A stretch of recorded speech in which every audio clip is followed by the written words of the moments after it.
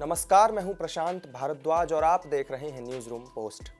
हमारे देश की सबसे पुरानी राजनीतिक पार्टी कांग्रेस 2014 के बाद से ही अपने सियासी वजूद के लिए लगातार संघर्ष कर रही है, लेकिन मौजूदा वक्त में कांग्रेस की मुसीबत का सबब बनी है उसके वरिष्ठ नेताओं की किताबें। सलमान खुर्शीद की किताब से हिंदुत्व के मुद्दे पर मचा बवाल अभी पूरी तरह खत्म भी नहीं हुआ था कि अब कांग्रेस के नेता मनीष तिवारी की किताब और मणिशंकर अय्यर के बयान से एक बार फिर कांग्रेस के मतभेद उजागर हुए हैं। मणिशंकर अय्यर के बयान पर भी आएंगे, लेकिन इससे पहले आपको दिखाते हैं कि मनीष तिवारी ने अपनी किताब में आखिर ऐसा क्या लिखा है जिसकी वजह से कांग्रेस बैकफुट पर नजर आ रही है। दरअसल कांग्रेस के वरिष्ठ नेता और पूर्व केंद्रीय मंत्री मनीष तिवारी ने अपनी किताब 10 फ्लैश पॉइंट्स 20 ईयर्स में 26/11 को मुंबई में हुए आतंकी हमले के बाद पाकिस्तान पर कार्रवाई नहीं करने के लिए तत्कालीन कांग्रेस सरकार पर हमला बोला है। मनीष तिवारी ने अपनी किताब में पूर्व की मनमोहन सरकार पर सवाल उठाते हुए कहा कि मुंबई हमले के बाद पाकिस्तान के खिलाफ कड़ी कार्रवाई नहीं करके आपने अपनी कमजोरी को दर्शाया। उन्होंने लिखा कि मनमोहन सरकार को पाकिस्तान के खिलाफ सख्त कार्रवाई करनी चाहिए थी। एक वक्त आता है जब कार्रवाई शब्दों से ज्यादा बोलती है। 26/11 वो समय था जब सख्त कार्रवाई होनी चाहिए थी। इस किताब में मनीष तिवारी ने मुंबई हमले की तुलना अमेरिका के 9/11 से करते हुए कहा कि भारत को उस वक्त अमेरिका की तरह ही जवाबी कार्रवाई करनी चाहिए थी। मनीष तिवारी के अपनी ही पार्टी की सरकार पर किए गए इस किताबी हमले को इसलिए भी अहम माना जा रहा है क्योंकि वे पहले भी कांग्रेस नेतृत्व पर सवाल उठा चुके हैं। उन्होंने कांग्रेस में कन्हैया कुमार की एंट्री और पंजाब में राजनीतिक अस्थिरता को लेकर भी कांग्रेस नेतृत्व को कटघरे में खड़ा किया था।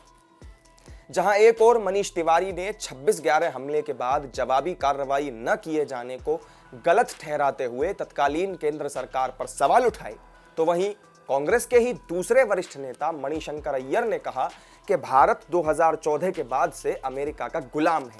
मोदी सरकार देश का डिफेंस बजट बढ़ाकर हथियारों की खरीद पर ज्यादा जोर दे रही है और दुनिया में डर पैदा करने की कोशिश कर रही है। इंडो रशिया फ्रेंडशिप सोसाइटी के एक कार्यक्रम में दिए गए इस बयान से मणिशंकर अय्यर ने न सिर्फ भारत की विदेश नीति पर सवाल उठाए, बल्कि उनके इस बयान का असर भारत और अमेरिका के संबंधों पर भी पड़ सकता है।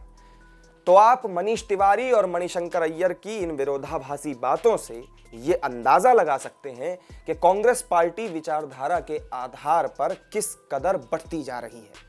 इससे पहले भी राज्यों से उठने वाले विरोध के सुर और G23 के असंतुष्ट नेताओं के बयानों से कांग्रेस की अंतर्कलह पूरे देश के सामने आ चुकी है। मनीष तिवारी की किताब में कही गई बात पर बीजेपी ने भी कांग्रेस पर निशाना साधा। केंद्रीय मंत्री मुख्तार अब्बास नकवी ने कहा कि मनीष तिवारी को यह बात उसी वक्त कहनी चाहिए थी, अब बहुत देर हो चुकी है। उनके अलावा बीजेपी प्रवक्ता गौरव भाटिया ने कहा कि मनीष तिवारी की किताब में कुछ भी गलत नहीं कहा गया है, यह कांग्रेस की विफलता का कबूलनामा है। उन्होंने पूछा कि क्या सोनिया गांधी और राहुल गांधी मनीष तिवारी की किताब में किए गए दावे पर अपनी चुप्पी तोड़ेंगे और देश को ये बताएंगे कि हमारी बहादुर सेना को खुली छूट क्यों नहीं दी गई थी। और ये कहना गलत नहीं होगा कि जो तथ्य सामने आए हैं इसको कांग्रेस की विफलता का कबूलनामा कहना ही उपयुक्त होगा। संयम शक्ति की निशानी नहीं है। मुंबई हमले 26/11 के जो हमले हैं ये संयम कमजोरी माना जा सकता है। भारत को कड़ी कार्रवाई करनी चाहिए थी। तो हमारी इस वीडियो में फिलहाल इतना ही। फिर मिलेंगे नई वीडियो में नई जानकारी के साथ। तब तक आप जुड़े रहिए हमारे साथ और देखते रहिए न्यूज़ रूम पोस्ट।